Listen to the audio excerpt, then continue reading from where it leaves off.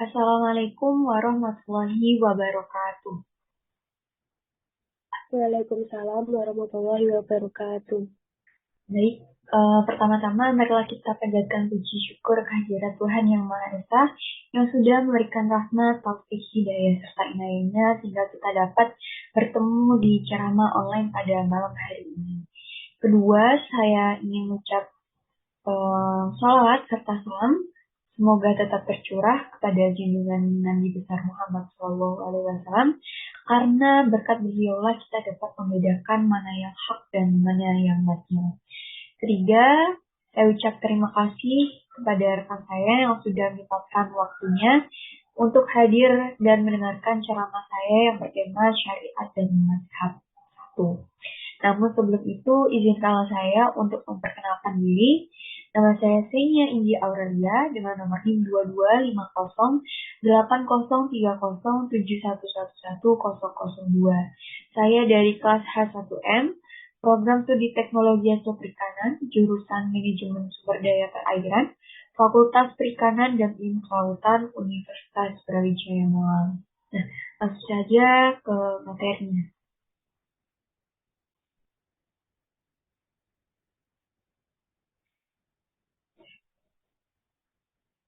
Baik, kita akan bahas mengenai mujtahid mutlak.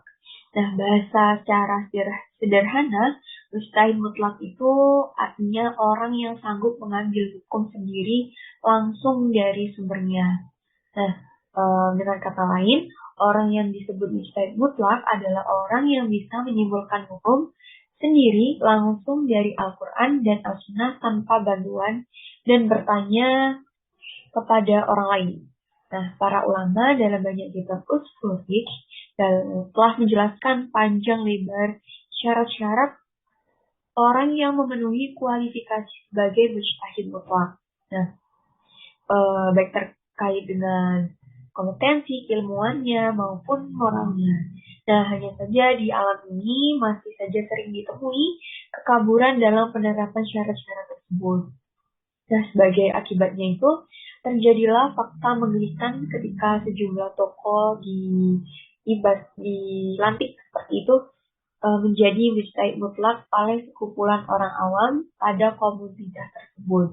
Padahal faktanya tokoh tersebut itu sama sekali belum pantas untuk digolongkan sebagai mujtahid mutlak. Nah, jangankan mujtahid mutlak, dimasukkan ke mujtahid apa saja masih belum pantas. Nah, sebagai contoh ulama yang sudah disepakati sebagai mujtahid mutlak yakni Al-Imam Asy-Syafi'i.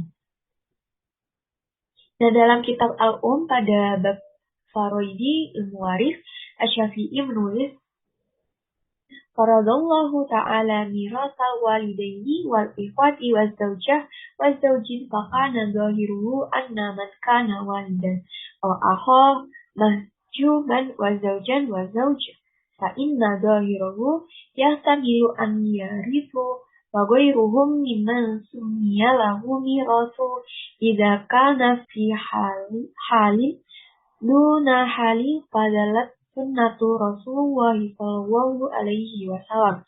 Summa aqawilu aksari ahlil ilmi ala anna maknal ayati anna ahlal mawaris inna mawarithu idha kanu fi haliduna hal. Nah, pada bab ini Asy-Syafi'i sendiri memakai beberapa cara penulisan yang mana artinya itu beberapa orang memahaminya dia sangat sudah layak itu dijadikan sebagai mujtahid mutlak. Nah, yang lebih mengagumkan lagi Asy-Syafi'i sendiri karena beliau sanggup mengistinbat 100 hukum dari satu dalil saja dan tidak memerlukan bantuan siapapun. Ya, artinya kesimpulan hukum yang ditemukan Asy-Syafi'i adalah orisinil dan belum pernah dinyatakan oleh siapapun sebelum beliau. Nah, seperti ini kira-kira gambaran kualifikasi keilmuan mujtahid mutlak itu. Jadi, untuk menjadi mujtahid mutlak itu bukan sembarang orang, harus benar-benar memenuhi kualifikasi seperti itu. Nah, Hal yang sama diriwayatkan di sebuah hadis yang berbunyi ya Aba Umairu ma fa'alan Mughayir. Nah, ini sebuah kisah ketika Nabi Muhammad bertemu dengan bocah kecil di mana ia mempunyai burung yang bernama Nugair, namun ia meninggal atau mati. Sehingga ketika ibunya Abu Umair ini memberitahunya bahwa burungnya mati, nah bocah tadi itu sedih dan Nabi Muhammad berkata, "Wahai Umair, bagaimana keadaan Nugair itu?" Nah, dari kesimpulan hadis tersebut, maka apa aja nih hukum yang bisa digali dan diisbatkan darinya.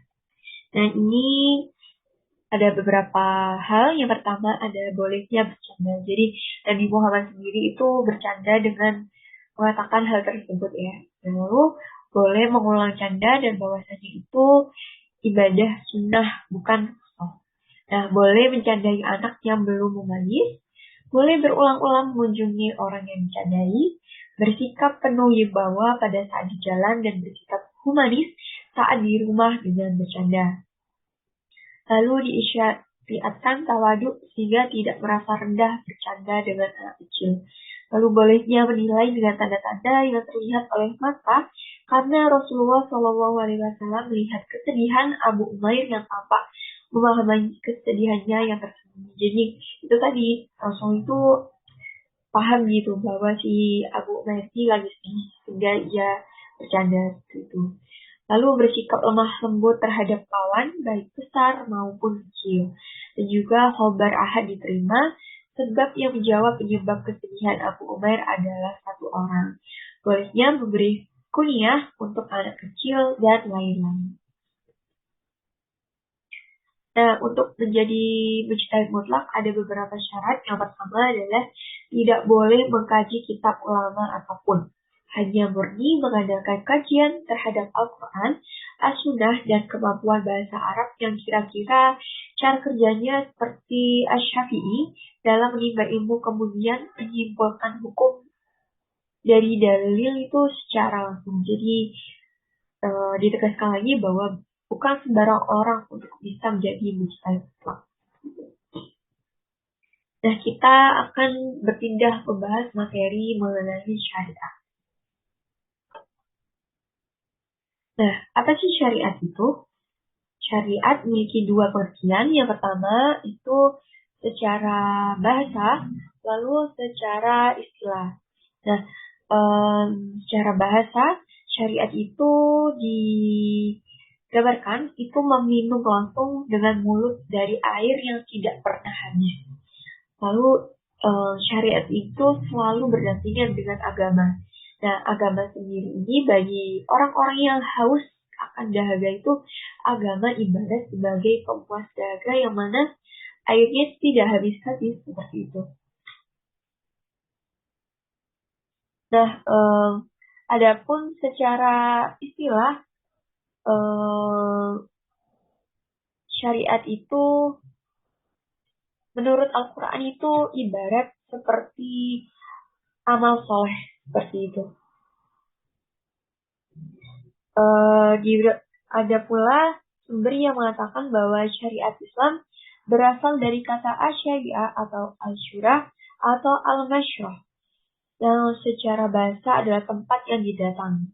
Sedangkan menurut istilah syariat yang dikemukakan oleh Mahmud Shaltut seperti ini, ialah peraturan yang dibuat oleh Allah agar manusia bisa mengatur hubungan dengan Tuhannya dan sesama manusia. Jadi tidak hanya dengan Tuhannya, tapi bagaimana ia bisa mengatur hubungan dengan sesama manusia.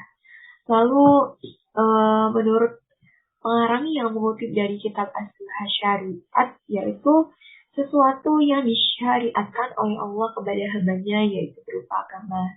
Jadi agama itu ibarat sebuah berkat lah untuk manusia sebagai penuntun untuk mencapai kemakmuran di dalam hidup. Lalu menurut Al-Fagolah, syariat merupakan hukum-hukum yang bersifat praktis dalam agama. Nah, ini ada perbedaan syariat jin dan milah. Pertama, kita akan bahas mengenai syariat terlebih dahulu. Nah, syariah adalah itu tekanannya pada makna jalan. Jadi syariah yakni tekanan jalan yang ditempuh oleh pemeluk untuk menuju Allah. Sedangkan jin itu tekanannya ada pada kata-kata. Lalu milah itu tekanannya makna dari yang menjalankan. Jadi yang menjalankan syariatnya. Seperti itu. Lalu kedudukan syariah. Nah, akidah dan syariat itu tidak dapat dipisahkan dalam Islam. Jadi mereka itu satu kesatuan seperti itu. Dan ini diibaratkan akidah itu sebagai fondasi dan syariat itu sebagai bangunannya. Nah, kalau akidahnya saja tidak kokoh, maka bagaimana dengan bangunannya? Kita ibaratkan ketika kita membangun rumah.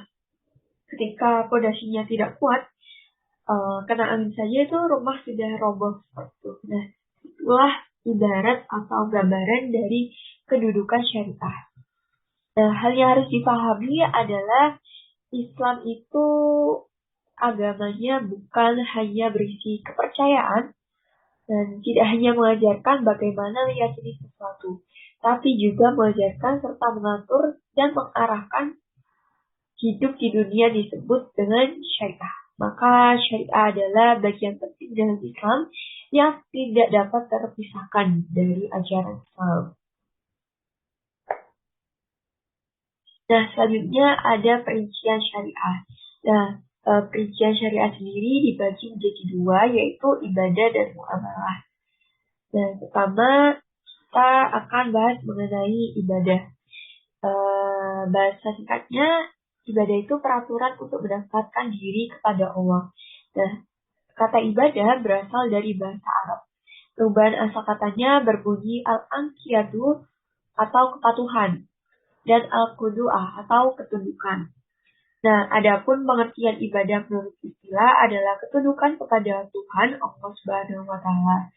Nah, menurut cara mengakukannya, sehubungan dengan apa yang diterangkan di atas, maka para ulama itu umumnya mempergunakan istilah ibadah itu hanya terbatas di dalam arti yang dikaitkan dengan upacara-upacara ritual.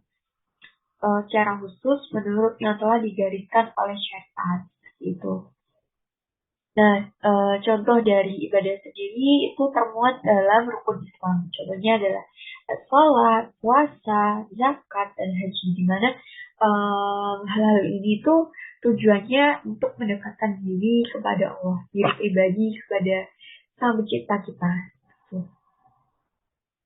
Lalu muamalah. Nah, muamalah sendiri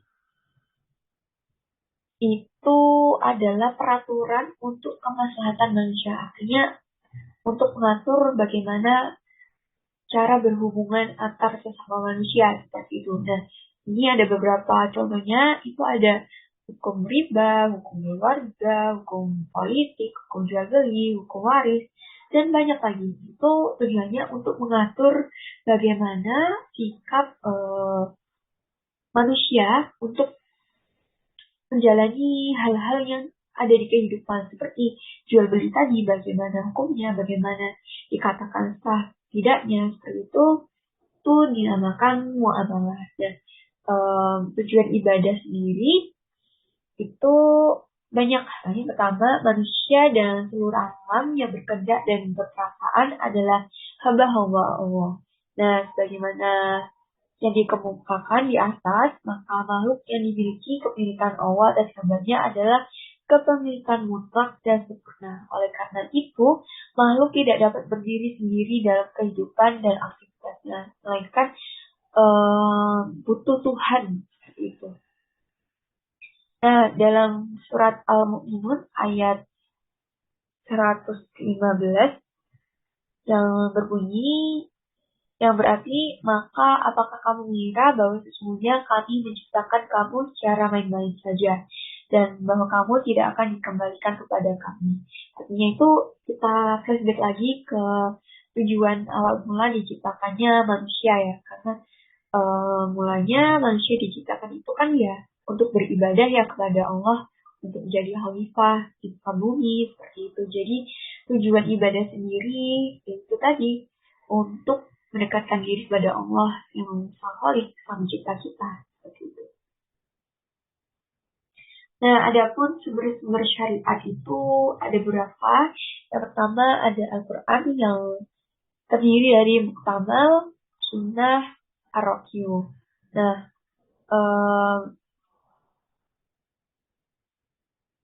ar-raqyu sendiri itu seperti ijtihad. Nah, ijtihad sendiri itu adalah suatu cara untuk mencari suatu hukum yang tidak dapat ditemukan di Al-Quran. Artinya, kita berusaha untuk mencari bagaimana cara menyikapi suatu hal yang mana hal tersebut tidak ada dalilnya di Al-Quran maupun hadis. Nah, ijtihad sendiri mulai dikenal di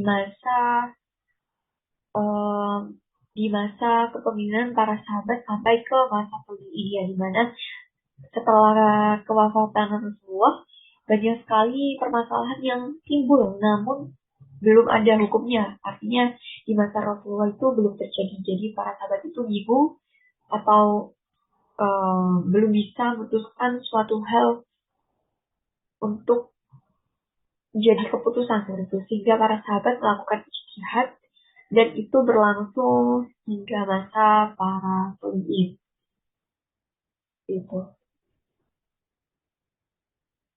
Nah, Al-Quran sendiri adalah sumber hukum Islam yang pertama dan utama yang memuat kaidah-kaidah hukum fundamental.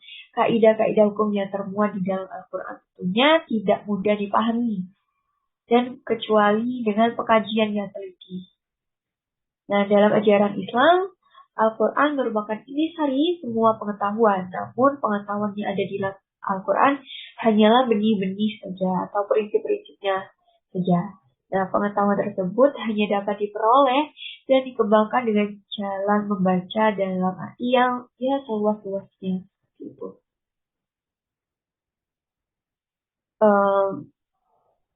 Lalu ada as-sunnah. As-sunnah sendiri berarti cara yang dibiasakan atau cara yang terpuji. Menurut sunnah lebih umum disebut hadis ya. Yang mempunyai beberapa arti: dekat, baru, berita, seperti dalam firman Allah secara istilah. Menurut ulama, usul fiqh adalah semua yang bersumber dari Nabi SAW. Nah, selain Al-Quran, baik berupa perkataan, perbuatan, atau persetujuan, ada beberapa istilah yang mempunyai kesamaan makna dengan sunnah. Nah, yang pertama adalah hadis, dua habar, dan asar. Di mana hadis itu biasa digunakan tuh hanya terbatas pada apa yang datang dari Nabi SAW. Namun, khabar itu digunakan terhadap apa yang datang dari selain Nabi. Lalu ada asar, itu apa yang datang dari sahabat, tabi'in, dan orang sesudahnya. Jadi ketika masa Rasulullah sendiri, Gigi itu sudah berkembang ya sejak hijrahnya Nabi Muhammad ke Madinah. Nah, itu segala perbuatan, segala perkataan, sedangkan Nabi itu sama seperti hadis. Seperti itu. Nah, tadi kan saya menyinggung mengenai ar-raqyu atau ijtihad. Nah, ijtihad sendiri ada dua. Yang pertama itu ijma dan qiyas. Apa sih ijma dan qiyas itu? Nah, ijma itu konsensus atau kesepakatan.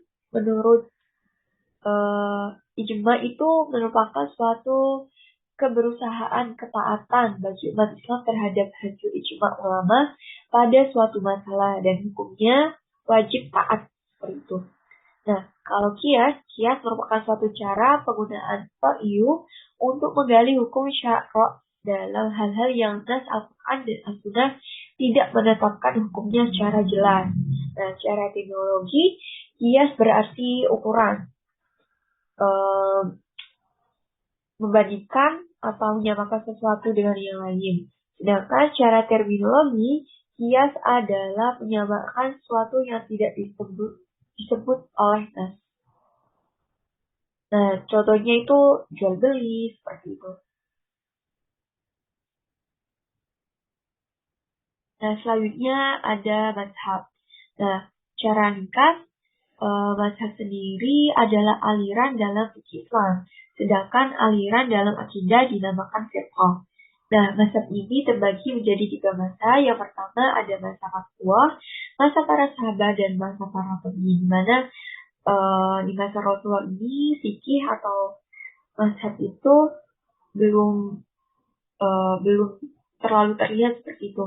Bahkan mazhab ini mulai terlihat itu ketika pada masa para sahabat dan sampai masa tabi'in. Nah, kenapa bisa begitu? Karena ketika zaman atau masa para sahabat, Islam itu menaklukkan banyak daerah sehingga para sahabat itu berpencar, sehingga mereka itu tidak dapat bertemu secara intens untuk mendiskusikan suatu masalah, sehingga ketika ada masalah para sahabat itu cenderung memutuskan sesuai pengetahuan mereka masing-masing. Nah, hal inilah yang menjadi tolak atau penyebab muncullah berbagai pandang atau pemikiran yang berbeda seperti itu.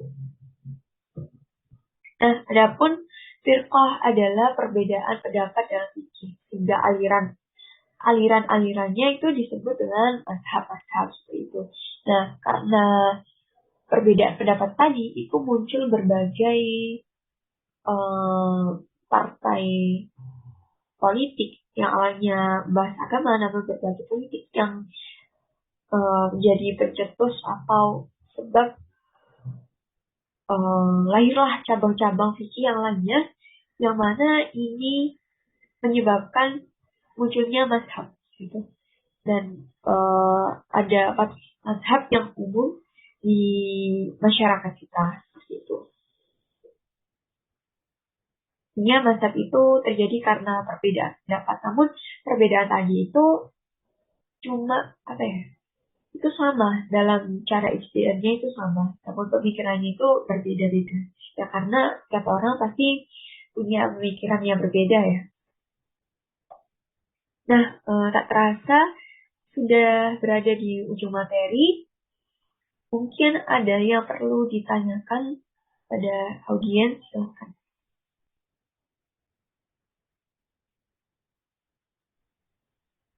Terima kasih atas penjelasannya.